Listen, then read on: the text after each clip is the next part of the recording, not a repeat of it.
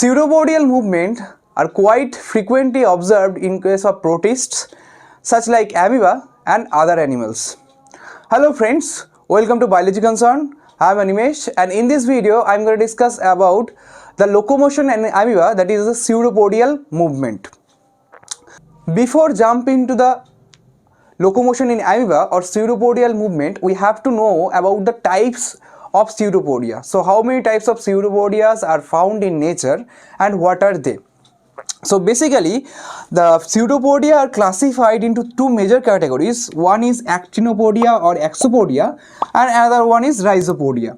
So actinopodia or exopodia is basically solid inside. They are basically hard in nature, and so on. They are very rare in nature. Okay, so these actinopodia or exopodia, they are very rare in nature, but in case of rhizopodia, they are soft inside and they are contractile. Okay, so this kind of rhizopodia are widely observed in the nature, and there are three classified in this rhizopodia. So three categories of the rhizopodia are locomotory, philopodia and reticulopodia.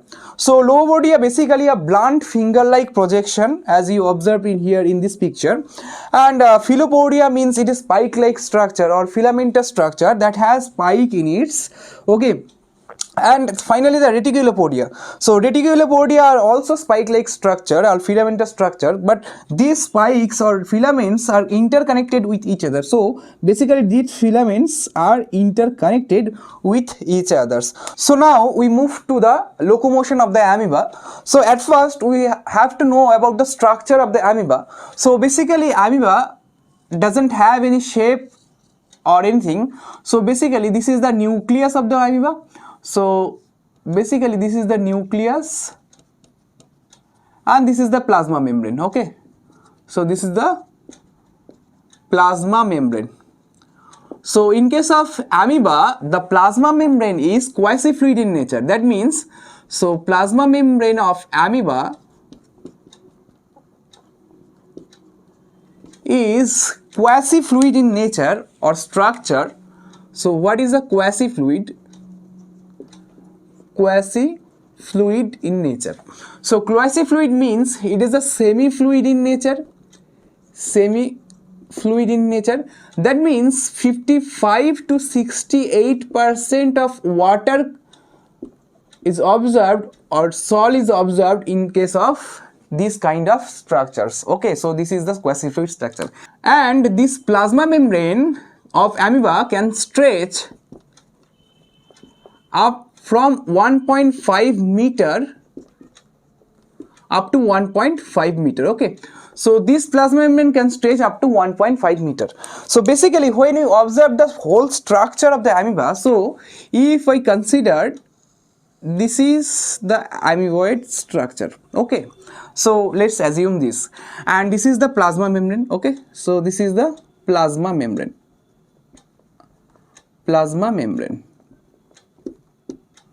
So if we omit the nucleus in this case and we observe the total structure, total cytoplasm, then we observe there is two different portion of the cytoplasm. So outer portion and inner portion. Okay, the outer portion is more solid or gel-like structure. The outer portion is more solid or gel-like structure.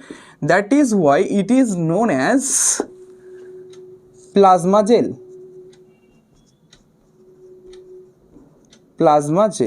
Okay, and the inner portion, this portion is liquefies or this is a liquid state structure. So this portion is known as plasma sol. And the region where pseudopodia is forming, there we observed extra extension of the plasma membrane or extra cap-like structure. So this cap-like structure is known as hyaline cap. And from the region where the pseudopodia protrude to outward, this region is known as fountain zone. Okay, fountain zone. And the opposite side of the fountain zone, that is the posterior region of the fountain zone, this specific region is known as uroid zone.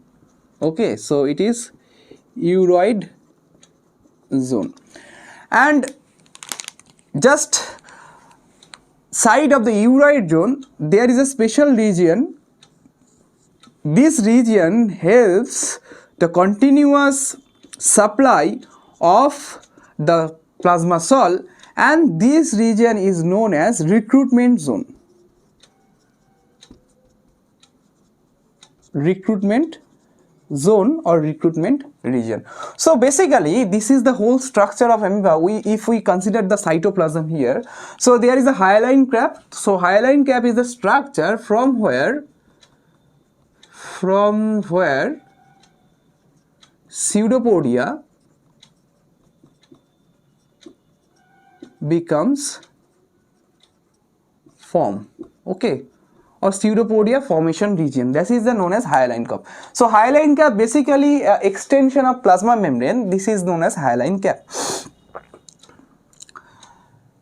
Next, if we look towards the various theories of the amoeboid movement, there we found several theories, but two more major theories is widely accepted. One is sol-gel theory. So sol-gel theory. Another one is fountain zone theory.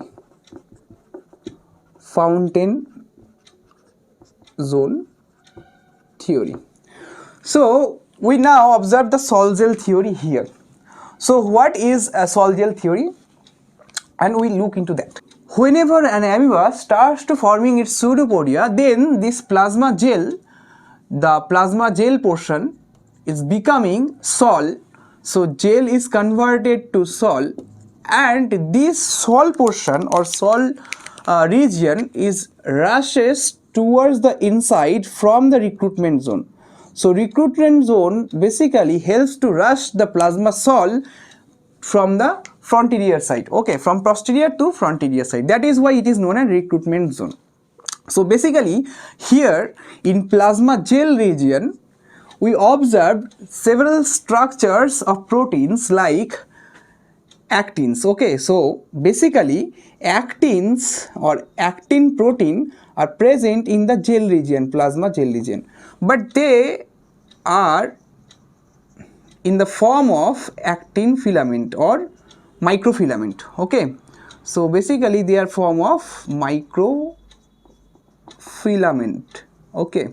So whenever this plasma gel converts to the sol, then these microfilaments is dissolved. That means this microfilament now become degenerated by dehydrogenase enzymes and it becomes protofilament.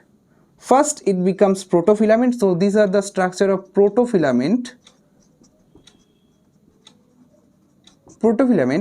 After this protofilament also digested. So this protofilament also digested and forms the G-actins. So this is the structure of G-actin. So from microfilament to G-actin. So after digestion, okay. So after digestion. So after digestion from microfilament to G-actin, this actin converts from microfilament to G-actin, and whenever this actin or actin microfilament converts into the G-actin, then it becomes soluble or more fluid. So G-actin is more fluid in nature. So then these G-actins are rushes inside to the sol portion, and here a current is a plasma sol current is created. Now whenever this plasma current is created, if we observed a particular locomotory here, then we observe that this is the hyaline cap, okay. So this is the hyaline cap. So if this particular plasma sol rushes inside of this amoeba and it comes to the fountain zone, so this is the fountain zone. Here it creates a pressure on the plasma membrane, okay. here it creates a particular pressure on the plasma membrane, and by the force of this pressure this particular region is bulging out. Okay, so this particular region is now bulging out,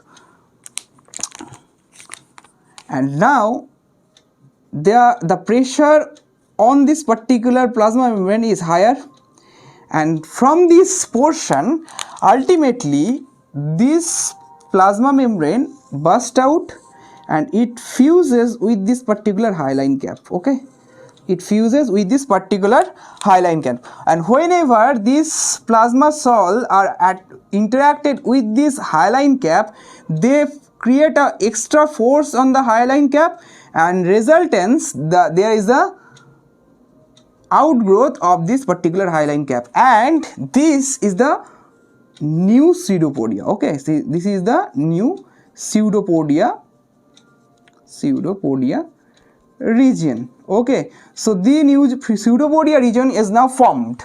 But if we observe the molecular structure or molecular mechanism behind it, then we observe at this particular stage what happens.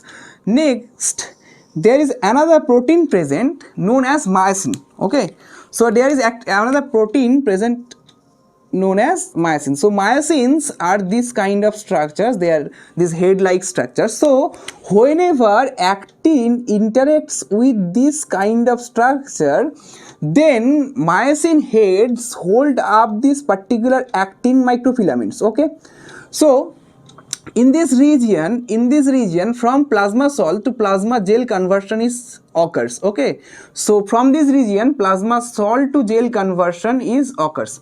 So whenever this sol to gel conversion occurs, so G actin again goes back to the microfilament structure, and this microfilament structure are attached with these myosin heads, and myosin heads ultimately holds up the actin filament or microfilament like this, and they are continuously vibrating in nature, so they continuously push upwards. So whenever they push upwards, so if this is the plasma membrane, if this is the myosin and this is the actin, whenever this actin pushes the upward, so myosin push the upward, so hyaline cap slightly protrude out, and whenever this hyaline cap protrude out, then it particularly forms a particular region of pseudopodia. So this is the forming region of the particular pseudopodia, and the total energy comes from the ATP. Okay, but ATP does not activate itself. ATP is activated by ATPase. So what is the ATPase? ATPase actually cleaves the ATP and it particularly produces the energy. Okay, so in case of amoeba, there are some forms present of calcium. So there are some forms of calciums are present that is deposited on the outside or plasma along with the plasma membrane, and these depositions are known as CAD. CAD is particularly denoted as calcium added electro dense deposit. Okay, so whenever amoeba needs to forming a pseudopodia, then this CAD is detached from the plasma membrane and comes to the particular sol region. When this CAD is detached from the plasma membrane, then calciums are coming from this CAD, and it actually binds with this particular ATP or ATPase that presents inside the actins. So if we observe, this is the actin structure. So if this is the actin structure, so there is presence of ATPase. So ATPase presence inside of the actin structure. Okay, so whenever this calcium comes out from this CAD, they interact with this particular ATPase, and this ATPase breaks down the ATP, and whenever the ATP is broken down, then the ATP is provides the energy for the myosin head movement. So then myosin head is catching up those actin microfilaments, and they are continuously undulating this like this structure. Okay, so whenever the myosin heads are moving towards upward, then the actin microfilaments also moving upward, so then the forming pseudopodia is produced and there is new pseudopodia, or the new region of pseudopodia is formed. So this is the total mechanism how this pseudopodia is actually formed in case of amoeba. Next, whenever this microfilament is detached from this myosin head, so whenever there is a actin microfilament detached from the myosin head, then it again come back to this position and it converted to the plasma gel. So from salt to gel and gel to sol, again gel to sol. So this is why it is known as sol gel theory. Okay, and the region of fountain zone, or fountain zone region is present here, and the fountain zone helps to push the maximum force on the hyaline cup. That is why it is known as fountain zone theory. So basically two of these theories are here to describe the amoeboid movement. So I hope you like that video. If you like that video, please hit the like button, don't forget to subscribe, and thanks for watching.